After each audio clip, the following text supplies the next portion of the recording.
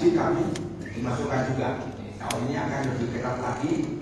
Nanti untuk itu diberi waktu lebih lama. Maka sekarang dikeluarkan juga nama-nama kaum jamaah haji yang mempersiapkan diri, baik itu finansialnya, baik fisiknya, dan juga kalau bisa setiap hari itu olahraga, jalan kaki 4-5 kilo, sangat membantu nanti ketika melaksanakan ibadah haji di tanah suci. Apalagi dari Mina untuk melontar jumrah itu, kalau kita dari Indonesia ini bisa mendapatkan zona 4, zona 3, zona 4. Kalau bisa zona 1, zona 2 itu lebih dekat lagi dengan Jamarat. Tapi akan membutuhkan uang yang lebih banyak lagi, sehingga untuk haji reguler agak berat nanti, ada kenaikan terus nih. Maka biasanya ya di zona 3, zona 4, dan kira-kira ketika 3,5 kilo, 4 kilo dari Mina ke Jamarat. Kemudian kalaupun nanti naik 20 juta menjadi 107,5 juta, kalau begitu jamaah berat yang membayarnya. Tapi kemudian dari Kementerian Haji mengusulkan agar subsidi yang diberikan kepada kaum jamaah haji dibalik. Kalau kemarin itu 60% itu dibayar oleh jamaah, 38% dibayar oleh BPKH. Artinya badan pengelola keuangan haji yang mengelola uang DP 25 juta itu kali sekian ribu kali sekian tahun itu ada 175 triliun. Nah, uang itu dikelola oleh BPKH dan keuntungannya dipakai untuk memberikan subsidi kepada calon jamaah haji. Nah, tahun kemarin 2026 itu yang dibayar oleh jamaah 54-55 juta. Jadi yang dibayar oleh subsidi dari BPKH itu 38%, ya. Jadi kan dari 87,5 juta kemarin yang dibayar oleh jamaah lebih banyak. Nah, tahun ini, tahun 2027 kemungkinan BPIH-nya menjadi 107 sekian, 107 sekian. Nah, tapi yang dibayar oleh jamaah lebih sedikit daripada yang tahun kemarin, 54,5 juta. Mungkin tahun depan ini bisa lebih, hanya 40 juta lebih sedikit. Jadi perlu juga tidak usah khawatir, karena subsidinya akan lebih besar, akan dibalik. Nanti yang di subsidinya itu 60%, 40% yang dibayar oleh BP atau dibayar oleh jamaah. Tapi perlu diketahui bahwasanya kalau nanti subsidi dari BPKH besar, itu juga mungkin akan menjadikan jamaah calon haji yang ke depan itu akan mendapatkan subsidi yang lebih kecil, karena sudah dipakai oleh yang sekarang ini.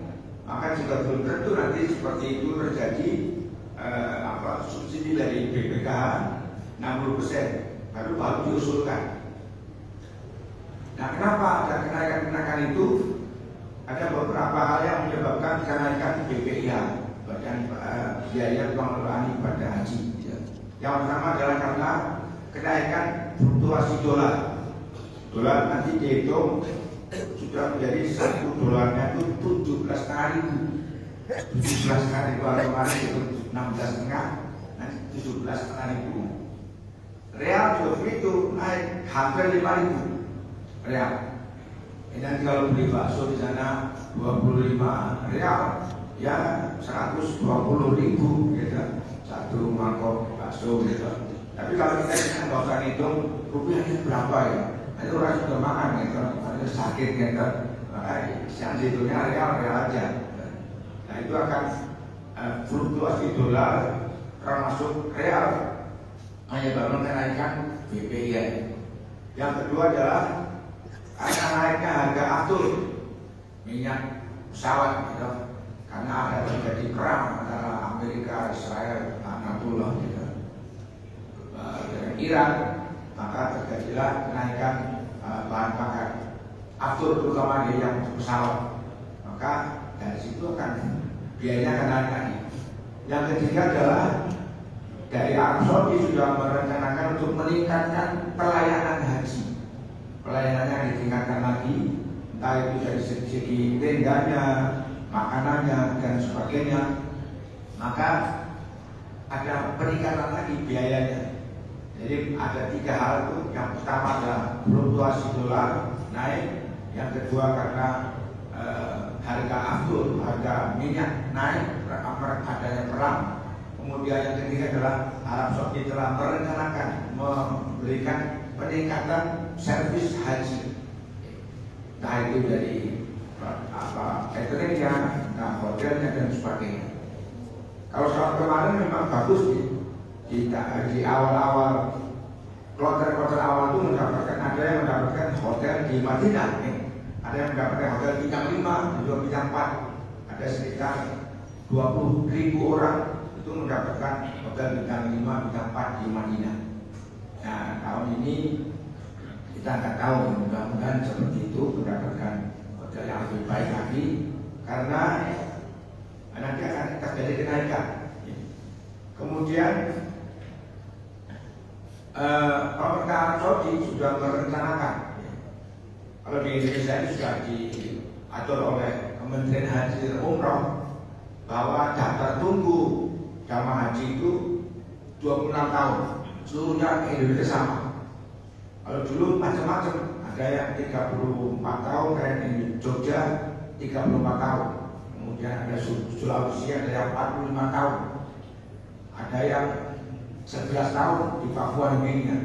Maka terjadilah ketidakadilan dalam hal subsidi, karena orang yang daftarnya lama, daftar tunggunya lama, mendapatkan subsidi sama dengan yang daftar tunggunya cuma sebentar. Maka kemudian oleh Kementerian Haji dan Umroh pada tahun 2026 ini dirubah, daftar tunggunya semua seluruh Indonesia sama 26 tahun. Gak perlu kita pindah KTP supaya di tempat yang lebih cepat, tidak perlu, semuanya sama 26 tahun. Maka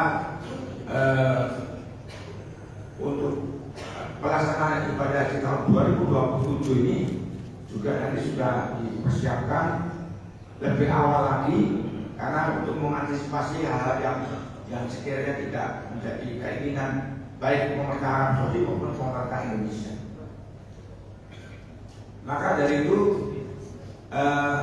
persiapan di Arab Saudi nanti ketika tahun 2030 ke atas itu mereka sudah merencanakan mencari dana non minyak, minyaknya diirit-irit gitu.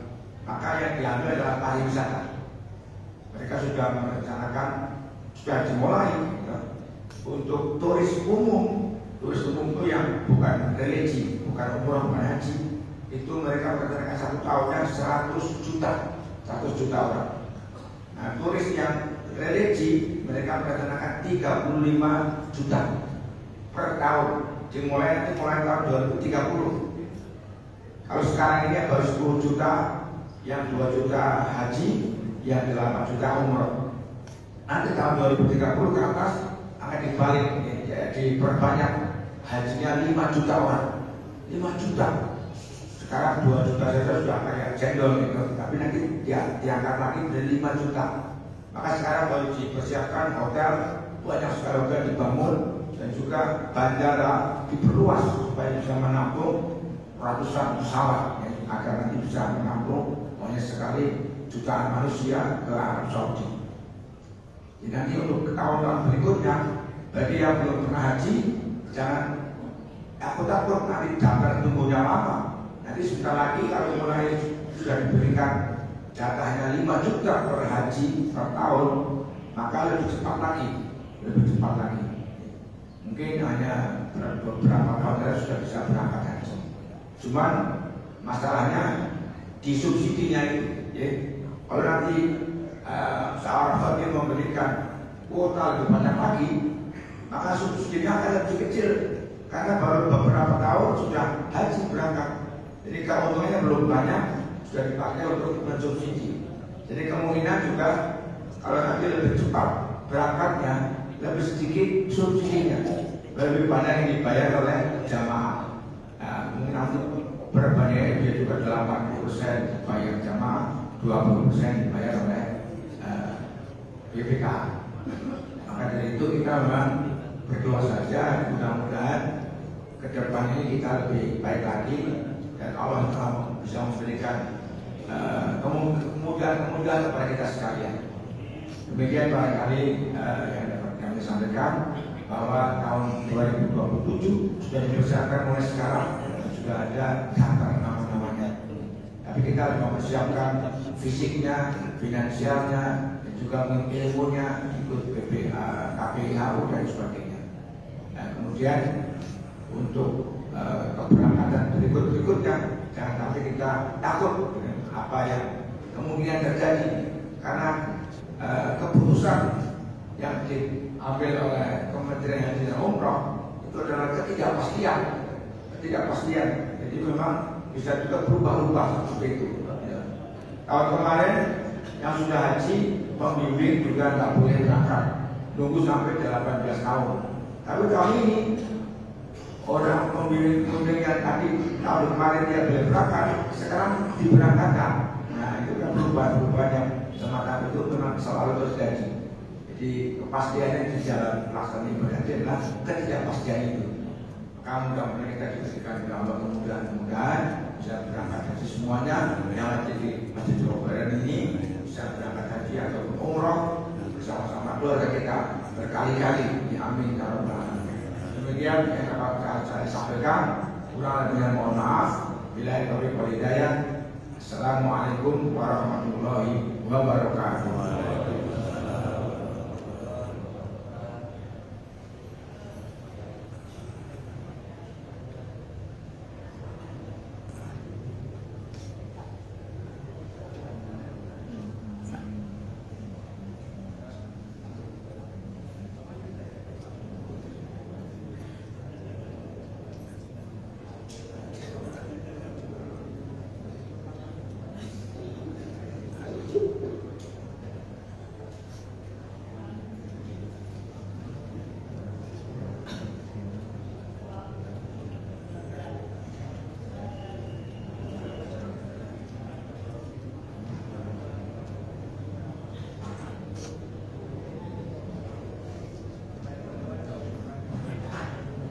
Assalamualaikum warahmatullahi wabarakatuh.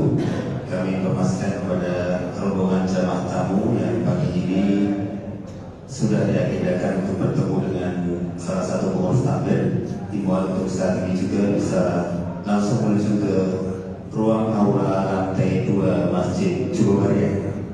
Kepada rombongan dari Ikatan Persaudaraan Haji Indonesia dari Kota Banjar, Provinsi Jawa Barat, kemudian rombongan dari remaja Masjid Anur Karangan Jaya, Wiyung Surabaya, dan rombongan dari Masjid Bagus Salam Solo Mojokerto, atau mungkin rombongan lain yang belum konfirmasi, silakan bisa ikut bergabung di ruang aula lantai 2 Masjid Jogobariah. Untuk aksesnya bisa naik tangga sebelah utara, alas kaki dilepas di bawah, atau bisa melalui akses tangga sebelah timur, alas kaki dipakai sampai atas.